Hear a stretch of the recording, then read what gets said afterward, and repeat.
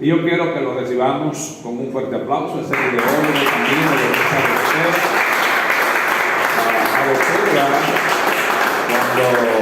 cuando surge en la mente de nuestro hermano Felipe, nos los comunica algunos, habíamos unos 5 allí, ¿verdad? En el inicio estaba José Montero, un servidor, estaba Geraldo, un líder también de la iglesia de Yahweh, de Geraldo. Habíamos 5 personas allí y allí comenzamos a construir el proyecto, ¿verdad?, que hoy se conoce como Adoteva. Así que para mí es un honor dejar con ustedes en esta ponencia a mi hermano, mi amigo, mi profesor, mi compañero, Felipe Rincón Vázquez.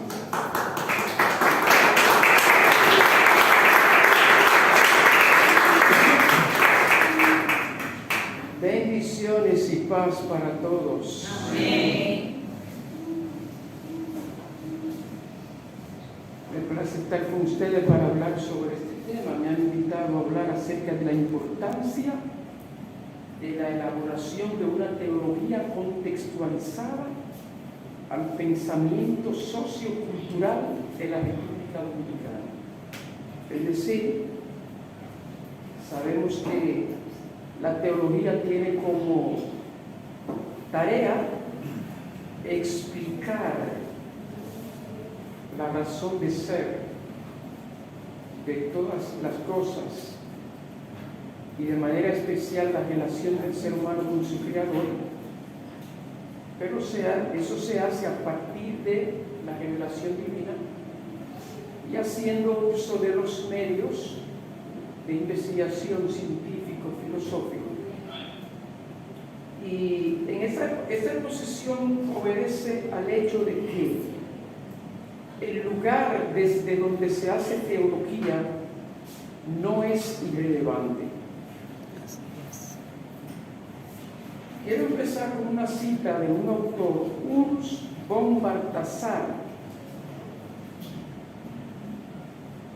en un libro titulado Glorias II, Madrid, 1986, dice lo siguiente: toda teología cristiana está condicionada por la situación. En caso contrario, no sería teología de una revelación histórica. Todo libro de la Biblia, toda aseveración de Jesús está condicionada por la situación, por ser plenamente históricos. La teología cristiana toma parte en el ministerio de la Escritura, que consigue en su propio condicionamiento situacional y vital. Termina la cita de este autor. Pues ciertamente todo conocimiento tiene 3 constituyentes: el sujeto, el lugar y el objeto. El sujeto es el individuo que se acerca al objeto que quiere conocer, y el sujeto aporta luz, pero el lugar proporciona el ángulo de visión por medio del cual el sujeto se va a acercar al objeto. Cuando el ser humano intenta pensar en Dios y hablar de Él, lo hace pensándose en sí mismo al mismo tiempo. Es lo que algunos biblistas han dicho, que cada persona se acerca al texto bíblico con unos espejuelos que ya se ha colocado.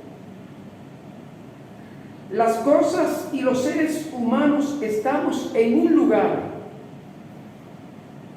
y en Él somos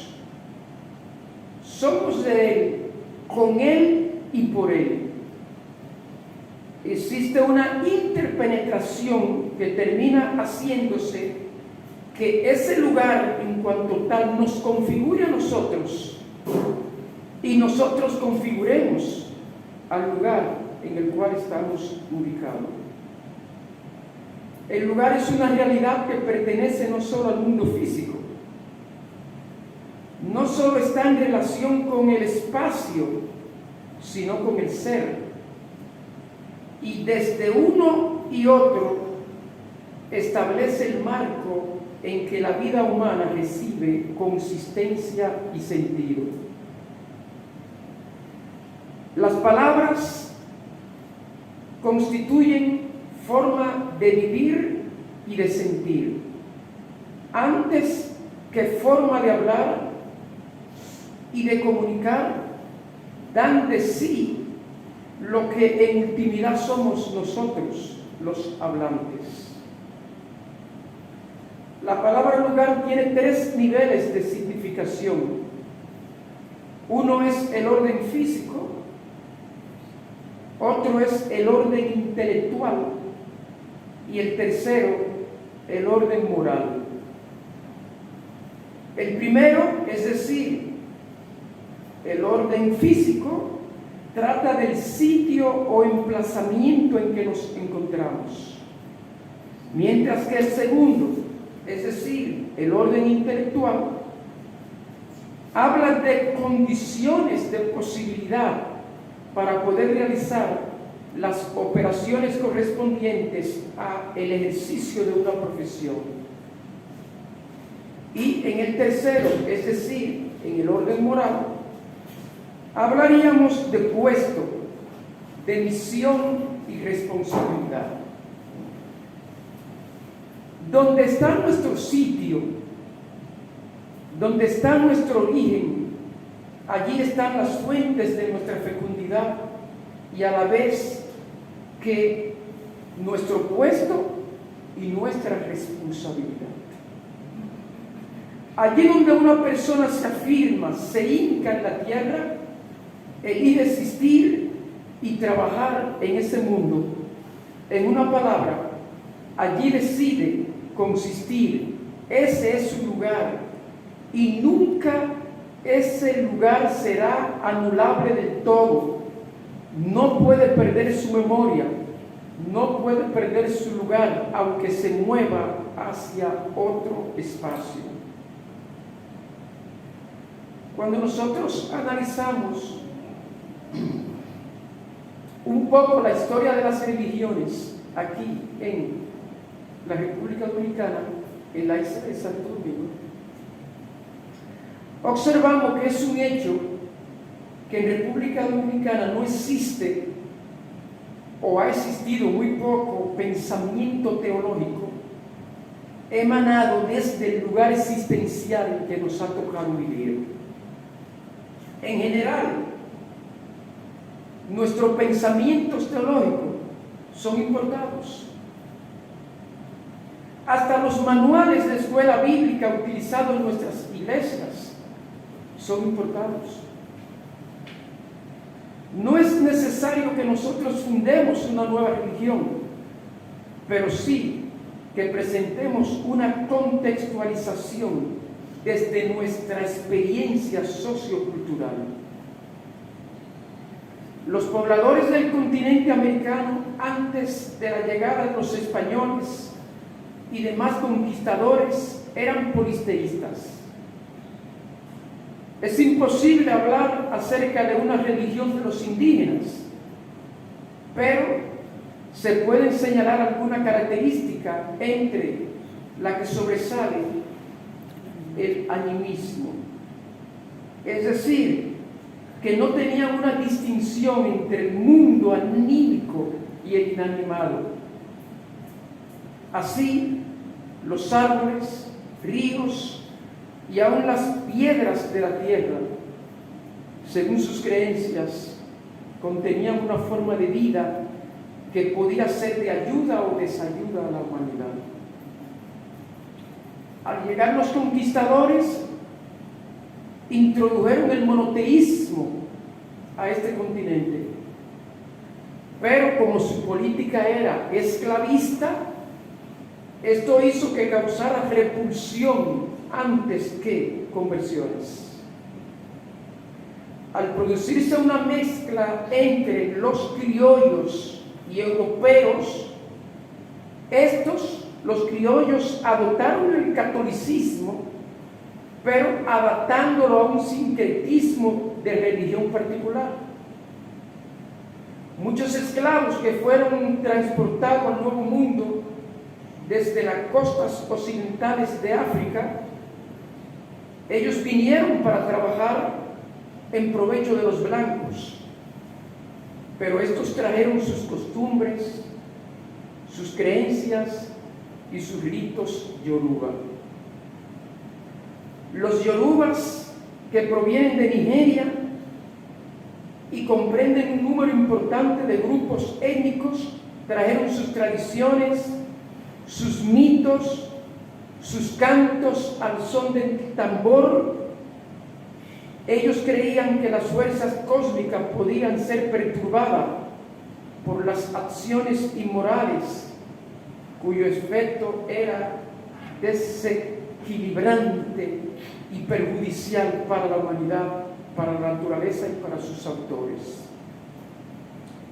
Las familias esclavas vivían en barracones que funcionaban bajo la autoridad de la Iglesia Católica.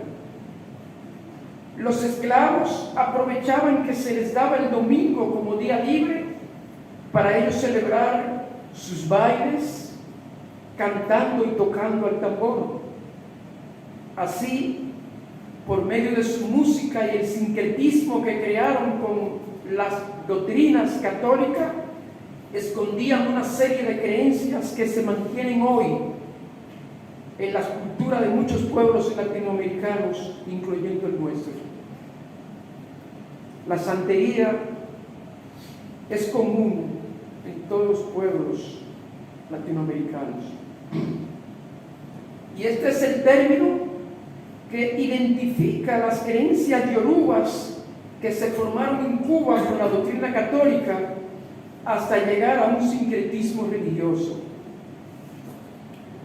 La religión latinoamericana empieza a cambiar y empieza a enfatizar en un mensaje más claro hacia el concepto de la adoración de un solo Dios y sin intermediarios, con el mensaje de los protestantes a finales del siglo XIX. La introducción del protestantismo en esta isla viene de la mano de la búsqueda de la verdadera libertad que buscaban los negros, que eran ciudadanos estadounidenses de segunda categoría. Y estas personas, que en su mayoría tenían una fe basada en la lectura de la Biblia, fueron traídas por Boyer, presidente haitiano, y ellos llegaron a la isla trayendo himnos y cánticos que acompañaban de prédicas y estudios bíblicos. Fue por Haití que llegaron estos inmigrantes. Y como ellos habían contribuido palpablemente con su trabajo a mejorar las condiciones económicas de la isla, el presidente Boyer autorizó a misioneros cuáqueros de Filadelfia y a la iglesia metodista wesleyana para que enviaran líderes religiosos para que auxiliaran a los inmigrantes y de esa manera permitiera que ellos pudieran adorar a Dios a su manera, en su propio estilo y con sus propias tradiciones. Y todavía hoy continuamos expresando nuestra fe práctica al estilo y modelo importado. Como he explicado, el sistema religioso dominicano surgió mediante un proceso de sincretismo consistente en la unión de elementos correspondientes a creencias religiosas de los conquistadores con elementos pertenecientes a las religiones de los esclavos y otras importadas. Y todavía en nuestros cultos y en nuestras prácticas y en nuestros ritos estamos haciéndolo al modelo de los importados. Es un gran reto para nosotros, los teólogos, cristianos, evangélicos, examinar las fuentes y la cultura envuelta en el mensaje que hemos recibido, para limpiar, aclarar y contextualizar nuestras conclusiones. Algunos dirán que lo que queremos es cambiar la palabra de Dios o cambiar la tradición cristiana. Lo que estamos diciendo es que la reflexión teológica debe ser coherente con el presente. La teología educativa corre el riesgo de anclarse en el pasado sin tomar en cuenta los diversos temperamentos personales, ambientales o ideológicos. Corren el riesgo, en nombre de la fidelidad, de ser anacrónicos. La teología de la espiritualidad habla de la patología de la fidelidad. Patologías que esencialmente serían el costumbrismo, la terquedad, la herencia idolatrada. Idolatramos la herencia que hemos recibido. El tradicionalismo religioso. Por escritos, serán muy pocos los que se atreven a decir que hay que ser anacrónicos. Más bien dirán que hay que ser honrados, serios, fieles, consecuentes, etc. Y sin duda lo dicen convencidos y de buena fe. No debemos cambiar nada de lo que hemos recibido. Queremos insistir en que si debemos ser fieles, debemos ser fieles a los signos de los tiempos. La fidelidad a los signos de los tiempos es esencial para intentar responder a las motivaciones del espíritu. Es decir, para ser espirituales y para construir una espiritualidad adecuada para las personas de nuestro contexto, delimitado por el lugar y el tiempo. Si bien hay quienes encuadran la teología a ciertas formas aprendidas, debemos decir que las formas no tienen valor cuando se aprenden las lecciones. No se debe pensar que la teología debe estar casada con ciertas formas aprendidas y repetidas por la tradición. Como alguien escribió, no hay pollito sin cáscara, pero el cascarón ya no vale para nada una vez que sale el pollito. Podemos y debemos cambiar la forma de expresión y reflexión teológica, y necesariamente no significa cambiar el fondo, aunque en algunos casos eso es necesario. Quiero presentar un par de ejemplos bíblicos que ilustran lo que estamos diciendo, la necesidad de contextualizar el mensaje divino al lugar desde el cual se hace teología, para que vean que no me estoy saliendo de la palabra de Dios.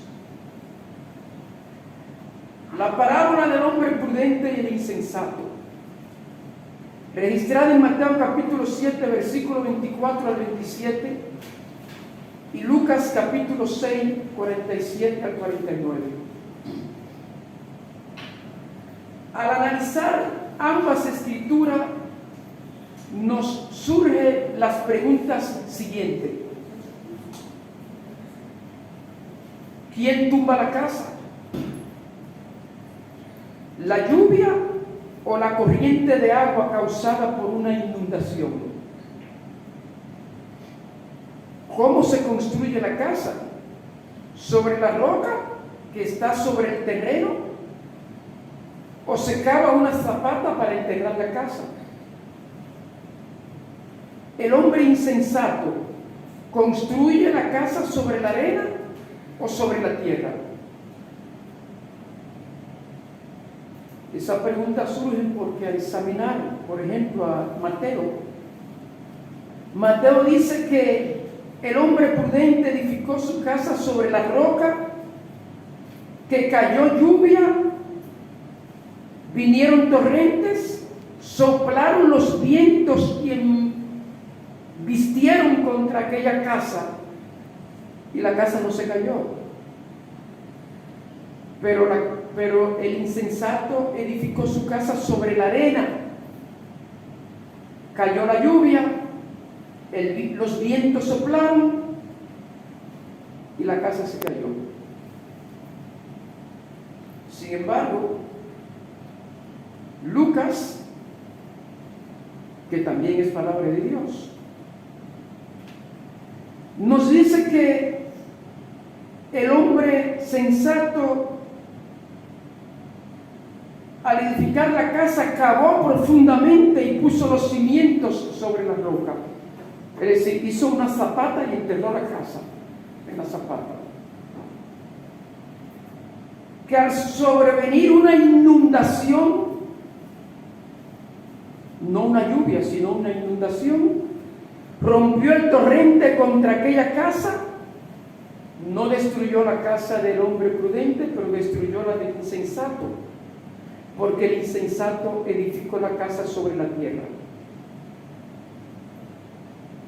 Usted ve, ambos escritores bíblicos están narrando lo que Jesús pronunció, y podríamos decir, ¿qué fue lo que dijo Jesús? ¿Arena o tierra? ¿Zapata o roca? ¿Qué fue lo que derrumbó la casa según Jesús? ¿Una lluvia con viento o una inundación del río? Pues Mateo escribe para los judíos que viven en las alturas. Es rocoso y es alto, roca y arena. En Palestina no hay inundación de ríos, solo lluvias. Es una parte alta y rocosa. Lucas, en cambio, escribe para creyentes en Siria. El terreno está formado por tierra, las rocas están debajo de la tierra. En Siria se construye de una manera diferente. La amenaza era la inundación de los ríos, no de lluvias acompañadas de fuertes vientos. He aquí a dos escritores y teólogos bíblicos contextualizando sus mensajes según el lugar a los cuales ministran. Y podría citar otro caso, el caso de las bienaventuranzas, donde Mateo habla de pobres espirituales y hambre de justicia, pero Lucas habla de pobreza material y hambre física. Por lo antes expuesto, es necesario tener presentes que existen algunos factores que inciden y condicionan tanto al intérprete al momento de concluir como a los oyentes. Entre esos factores está el contexto sociocultural del intérprete y de sus oyentes, la experiencia religiosa del intérprete y sus oyentes, y la actitud personal del intérprete respecto a un asunto o tema en particular. Así que no todos van a hacer teología de la misma manera sin tomar en cuenta el lugar desde donde se hace teología. Y cuando hablamos del lugar desde donde se hace teología, tenemos que hablar del lugar exterior, el interior y el interno. Es importante señalar que a la hora de hacer reflexión teológica, existe el lugar exterior, el interior y el interno.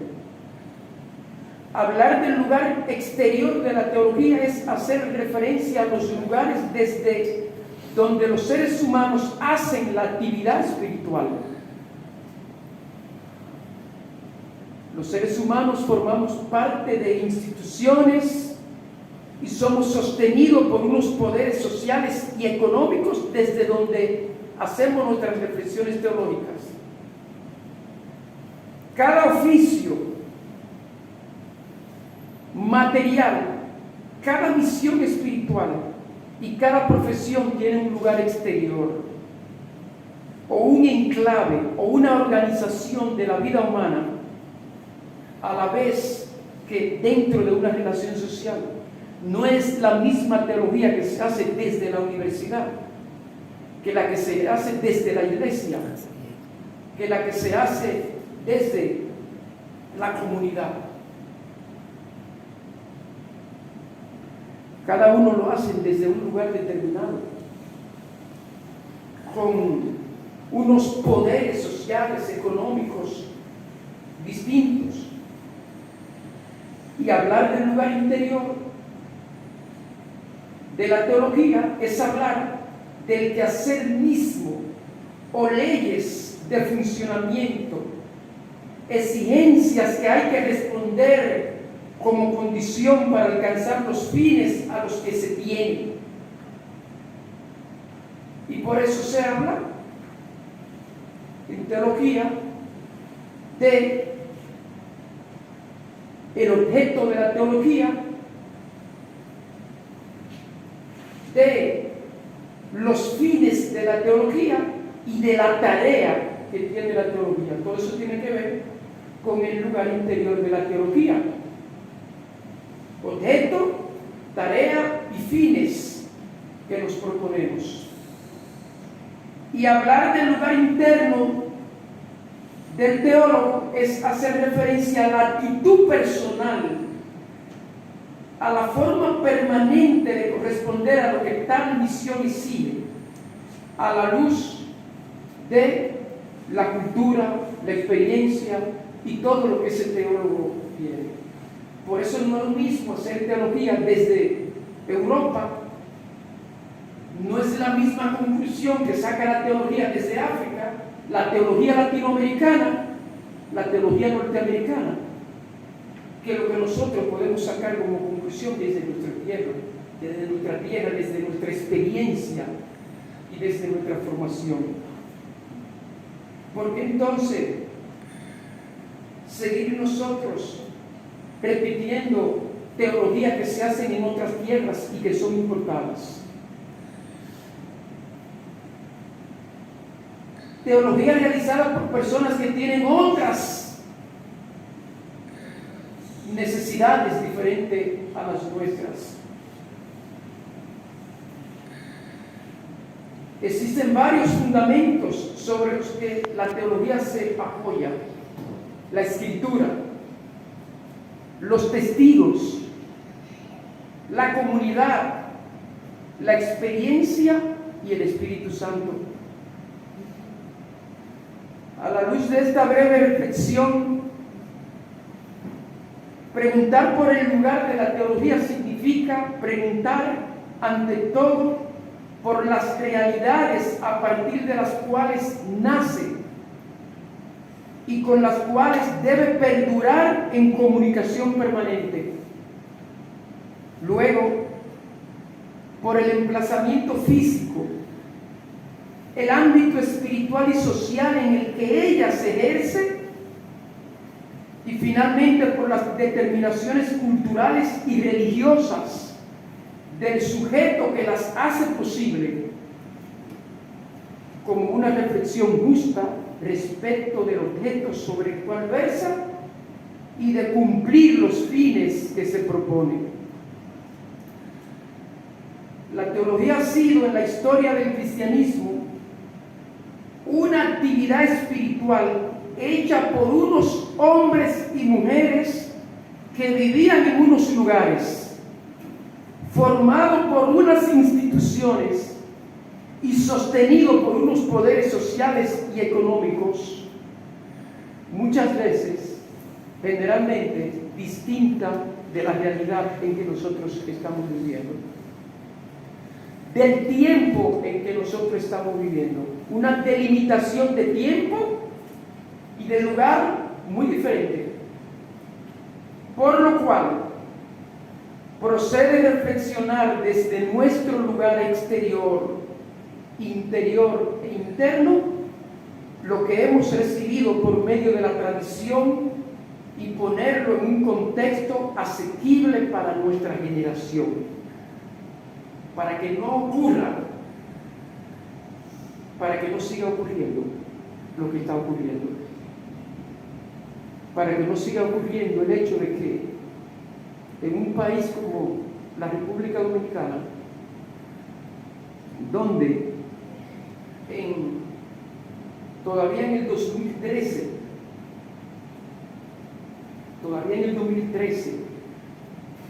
había un alto índice de creyentes a la religión cristiana, tanto católica como evangélica. Y sin embargo, hoy, en el 2022, un 28% de los dominicanos confiesa ser agnóstico o ateo.